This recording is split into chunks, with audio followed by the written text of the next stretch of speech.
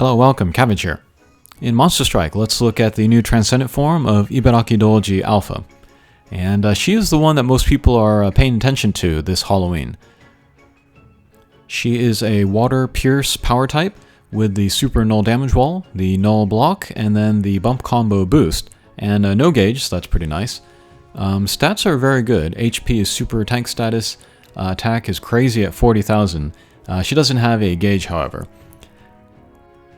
Strike Shot is very strong. It's similar to Karuma, where the more targets you hit, the more rebounds you will get from the laser.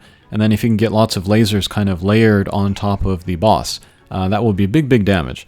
Probably more damage than this character needs, but yeah, very strong. And then the biggest selling point of her is the copy bump combo. And then this will work in tandem with the bump combo boost. So any bump combo that she copies will get an extra 50% damage. That's very crazy. And if you think about it, it's higher than the elemental advantage you get from any quest. I said this in the Hatcher video, I believe. But you can bring Ibaraki Douji Alpha and Lucifer to a light quest. Lucifer will get the element advantage for being dark against light. But Ibaraki Douji will get the 50% boost versus the 33%. So she's already doing more damage than Lucifer, even with the elemental advantage. So with that in mind, I would say bring Ibaraki Douji to all quests, but wood.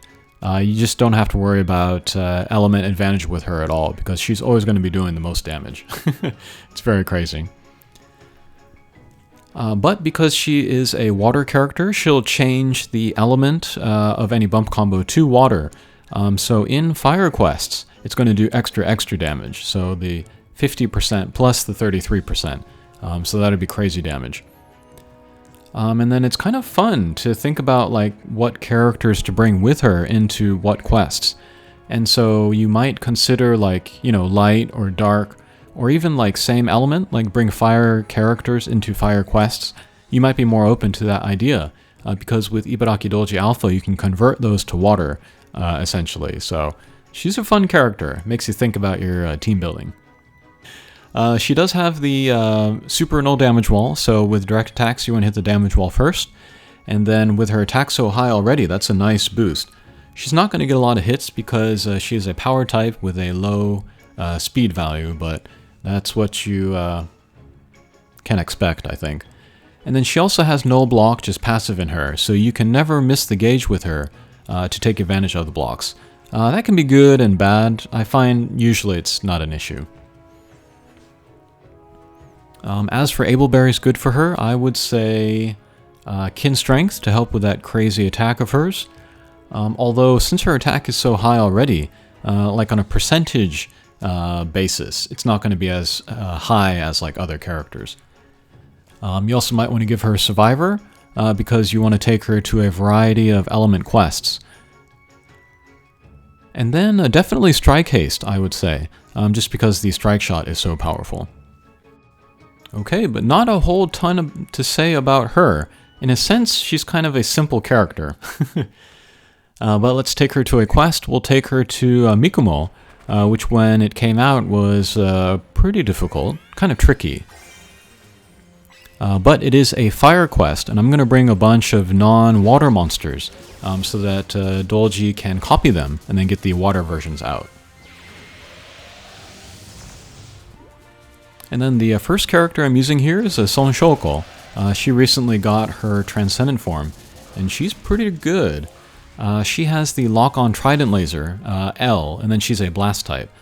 This is kind of sneakily powerful, and I've been seeing a lot of YouTubers been using her lately. Okay, but yeah, we're seeing the water element double energy circle, which is very cool. One thing to keep in mind when using Ibaraki Douji Alpha is that the copy bump combo, it only copies the first bump combo. So when Lucifer hits Ibaraki Douji Alpha, the defense down blast will not be copied, only the energy circle. So this is important to keep in mind.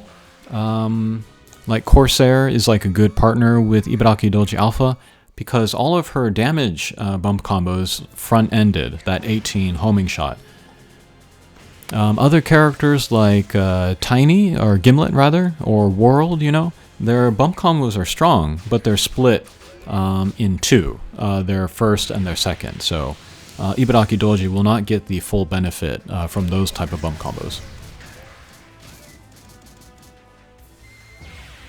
Most of the Golzetsu monsters, their good bump combo is all their second bump combo, so yeah, Golzetsu monsters don't work too well with copy. Another thing to keep in mind about Ibaraki Douji Alpha is that her strike shot is a laser, so laser barriers will stop that. Alright, we were lucky enough to get the strike shot fill at the beginning of the mission, so we'll go ahead and use Lucifer's strike shot here. And that's been going off quite a bit for me lately, because I have, you know, so many max lux that the percentage that it will go off just keeps raising and raising.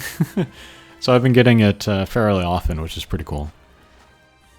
But yeah, just there we saw that Douji was copying Alice's 18 homing shot, so pretty powerful there.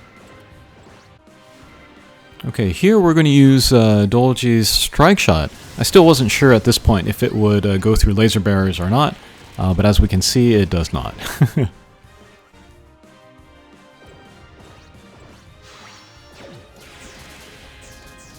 Alright, there's that water homing, and there goes the boss. Pretty strong. Alright, so that was one use case of Ibaraki Douji. Let's look at one more. Okay, here's another super extreme. The name escapes me at the moment, but yeah, no gimmicks in here besides the magma. And then there with Komachi, I got out the water element cross stinger, which is pretty powerful.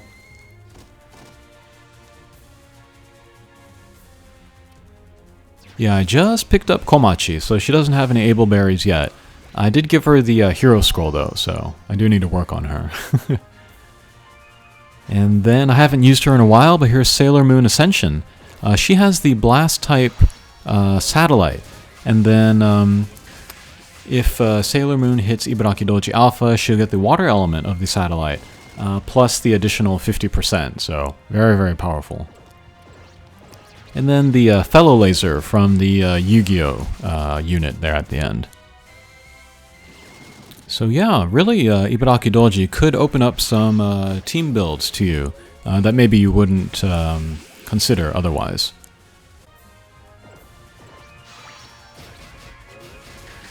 Alright, there's that satellite again, getting right in the middle of those four guys and taking them all out. So yeah, very, very cool. I used to have a Sidekick S++ on Sailor Moon, but I used a Waku Waku stick to move it on to somebody else that I use more often. I would like to get another one back on her, though.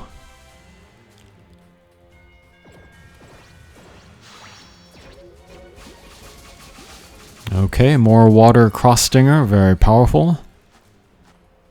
And then because copy does not work on the turn that it is the unit that has that bump combo, you're kind of just like, you know, twiddling your thumbs on that turn. Except in Ibaraki Douji's case, she has such high attack that it would be a good idea to go for the boss's weak point on those turns.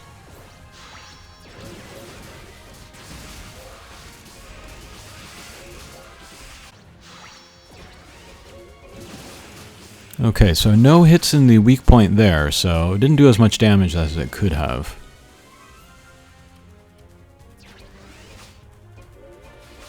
Alright, even in the dark element though, the blast type satellite is pretty strong.